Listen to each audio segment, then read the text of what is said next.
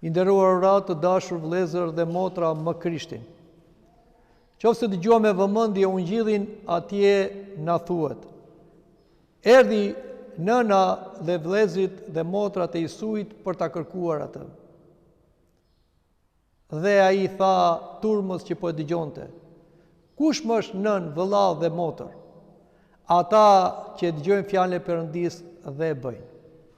Nuk duan keq kuptuar këto fjalë të Isuit sikur ai ishte indiferent për nënën e tij të tërshenjtë Vigjereshës Zonja Shëmari, por dhe për vëllezërit dhe motrat që ishin bijtë e Josifit dhe jo bijtë e Vigjereshës. Por Zoti Jezu Krisht kërkon na thot një të vërtet shumë madhe, që ne njerëzit shpeshherë e ngatrojmë. Mbretëria e Perëndis nuk është një mbretëri prej gjaku, gjenealogjie, ashtu si mendonin judejt, por ashtu si shpeshherë mendojmë dhe ne të krishterë ortodoks, duke menduar se duke ardhur nga një familje ortodokse, nga prindër gjyshës të gjyshër ortodoks, ne patjetër jemi pjesë e mbretërisë Perëndis ose pjesë e kishës. Jo. Është një shprehje që thuhet tek Perëndia nuk ka nipe mbesa, po ka vetëm bi. Dhe si ne bëhemi bijë të Perëndis dhe pjesëtar të mbretërisë së Perëndis, duke besuar në Zotin Jezu Krisht, duke dëgjuar fjalët e tij, duke i zbatuar ato dhe duke u bashkuar me të në mënyrë misterore, me anë të pagëzimit, duke marrë shpirtin e shenjtë me anë të mirësjes, duke e ripërtërir këtë bashkim me anë të kungimit hyjnor. Prandaj, në mbretërinë e Perëndis nuk do marrin pjesë ata që mendojnë se kanë lidhje gjaku nga ana fetare, por ata që dëgjojnë dhe zbatojnë fjalën e Perëndis, që u bë mish dhe erdhi ndër ne. Sot kisha në ortodokse është mbledhur në një panajir të madh, sepse kujtojmë Shën Anën, nënën e të tërshenjtës Vigjereshës Zonja Shëmari, që u bë nëna e Zotit. Kisha mblidhet për ta përkujtuar figurën e saj bashkë me Shën Joakimin, duke i vënë epitetin hyjprindër, sepse ata nga lidhja mishore ishin gjyshërit e Krishtit, sepse ishin prindët e tërshenjtës Vigjereshës Zonja Shëmari. Po pse i nderojmë në ata?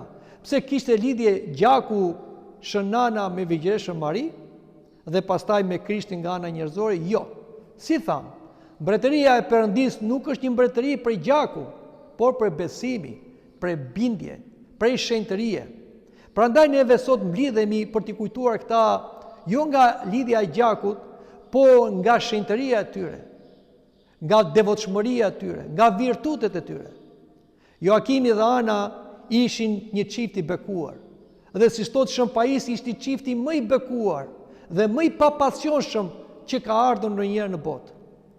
Ata nuk ishin fëmijë dhe kaluan në një moshë të madhe dhe kërkuan me lutje Perëndis një fëmijë, por ky fëmijë po vonoi. Ndoshta ndonjëherë na duket sikur Perëndia nuk i dëgjon lutjet. Ashtu si edhe çifti Joakimi dhe Ana priste të vinte një fëmijë. Por Perëndia dëgjon të gjitha lutjet.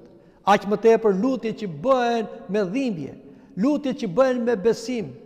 Por Perëndia na thot duroni, sepse un kam një plan tjetër nga ajo çfarë mendoni juve.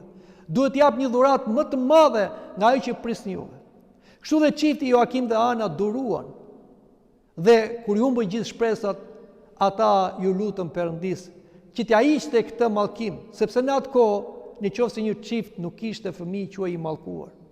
Jashtë misterit të shpëtimit që do vinte prej farës së gruas, ashtu siç ishte profetizuar në kopshin e Edenit, që nga fara e gruas do të lindë një djalë, një shpëtimtar që do t'ia shtypi kokën gjarprit.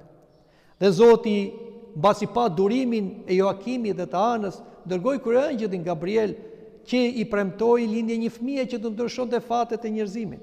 Dhe ne dimë që Joakimi dhe Ana u bashkuan si burri me gruan, por pa pasion, dhe u ngjidh Shënana dhe lindi një fëmijë të bekuar, Vigjereshën Zonja Shëmari, që ne lindjen e saj e festojmë në 8 shtator. Por ata i kishin dhënë një premtim Zotit, si Joakimi dhe Ana, që fëmin do t'ja përkushtonin Perëndis. Prandaj kur ajo Virgjeresha Mari, bija e tyre, mbushi moshën 3 vjeç, Joakimi dhe Ana e çuan në tempull. Ja përkushtuan Zotit. Dhe ajo, Virgjeresha Mari, u nda nga prindët e saj, dhe ata prindët e bekuar që kishin të vetmen pasuri, dritën e syve të tyre, vajzën e tyre, ata u ndan. Tradita thot që Joakimi dhe Ana u ndan edhe si çift, pra se cili mori jetën ose rrugën e murgjerisë. Joakimi me disa burra dhe shënana me disa gra të shenjta filluan të bëjnë një jetë o shënare. Dhe kështu ata u përkushtuan Zotit deri në fund. Dhanë gjithçka për Zotin. Dhanë jetën e tyre, dhanë fëmijën e tyre dhe më në fund kur u mbush koha, Zoti lejoi që shpirtat e tyre të ndahen nga trupat dhe të largohen nga Zoti me vdekjen, siç është një borxh për të gjithë njerëzimin. Sot kisha mblidhet për fjetjen e shënanës, largimin e shënanës nga kjo botë. Dhe ne besojmë dhe i përkujtojmë dhe nderojmë se ata me ngjalljen e Krishtit, me zbritjen e Krishtit në hat, u morën nga Zoti dhe u çuan në parajs. Dhe sot ata janë atje, në mbretërinë e Zotit. Gëzohen në praninë e Zotit, që edhe nga ana mishore është biri i bijes së tyre, Virgjereshës Zonja Shëmari. Kisha, populli i krishterë ortodoks, por gjithë njerëzimi janë shumë mirënjohës Joakimit dhe Anës, sepse duhet vinte ky çift kaq i bekuar, kaq me durim, kaq me besim, dhe i shenjtëruar në papasionshmëri që të vinte Virgjeresha Mari. Dhe prej Virgjereshës Mari do të vinte Zoti. Do të dim se çdo gjë në këtë botë për shpëtimin tonë është bërë me sakrifica të mëdha. Ati Perëndi dha birin e tij. Por edhe i prindë shenjtë Joakimi dhe Ana dhan bien e tyre. Pra, të dashur të krishterë, shpëtimi ynë ka një kosto shumë të madhe. Prandaj dhe neve duhet ta marrim seriozisht shpëtimin tonë. Dhe duhet të mësojmë nga ky çift i bekuar Joakimi dhe Ana. E para, të mësojmë besimin e patundur në Zotin. Edhe kur gjërat duken të pamundura, ne duhet besojmë se ajo që është e pamundur për njerëzit është e mundur për Perëndin. Sepse shënana në një moshë të madhe u bën nën. Kështu dhe ato çifte të krishtera flasim, që nuk kanë fëmijë, janë steril për arsye të ndryshme. Nuk duhet të dëshpërohen, as të ankohen, duhet të luten me besim që Zoti t'i dhurojë një fëmijë.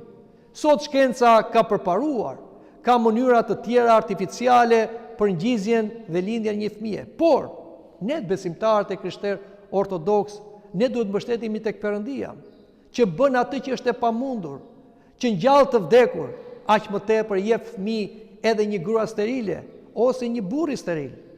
Kështu që kështu duhet të mbështetemi dhe jo të largohemi nga kisha dhe menjëherë të jepemi teknologjisë, mjekësisë që ne e përshëndesim, por ka dhe një etik, sepse gjërat e mira duhet bërë mirë. Por ajo që duhet të mbështetemi sot dhe të flasim është që fëmijët janë dhuratë nga Perëndia. Dhe fëmijët që janë të vonuar, që nuk vinë me njerë, siç erdhi dhe Virgjeresha Mari, janë fëmijë të bekuar, sepse vinë nga lutja, nga përkushtimi, nga durimi. Diçka tjetër. Duhet të durojmë. Planet e Zotit janë ndryshe nga planet tona. Dhe Zoti ka kohën e vet, ka programin e vet. Prandaj thotë dhe Krishti, me durimin tuaj do fitoni shpirtin tuaj. Neve na duken gjërat të gjata, sepse jetojmë brenda kohës dhe hapësirës. Por ne do presim me durim vullnetin hyjnor. Gjërat e vonuara nuk janë të mohuara. Gjërat e vonuara janë të bekuara. Prandaj nuk duhet të humbim shpresën. Duhet të lutemi, duhet besojmë, duhet shpresojmë dhe Zoti do ta japi dhuratën që i kërkojmë. Ndoshta shumë më të mirë nga ajo çfarë neve pretendonim. Ashtu si ja dha Joakimi dhe Anës, që i dha fëmin që ndryshoi fatet e njerëzimit, Virgjereshën Zonja Shëmari që u bë dhe nëna e Zotit. Dhe diçka tjetër. Edhe pse vjen mosha e tretë, mosha e pleqërisë, nuk do thotë se njeriu duhet të gjejë një qoshe atje e duhet të vegjetojë. Jo. Mosha e tretë është mosha e bekuar. Madje më themi është mosha më e bekuar dhe jo më kot Zoti e ka lënë. Sepse në moshën e tretë njeriu dekanton, largohet nga pasionet, instiktet rinore, përulet dhe kërkon më shumë Zotin, sepse e kupton që po i afrohet dita që do largohet nga kjo jetë.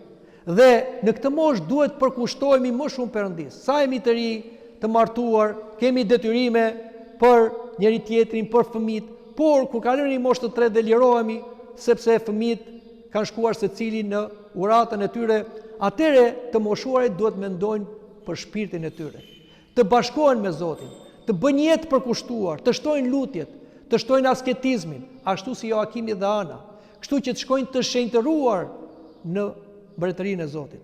Shikoni se si Zoti e ka lënë jetën me stacione.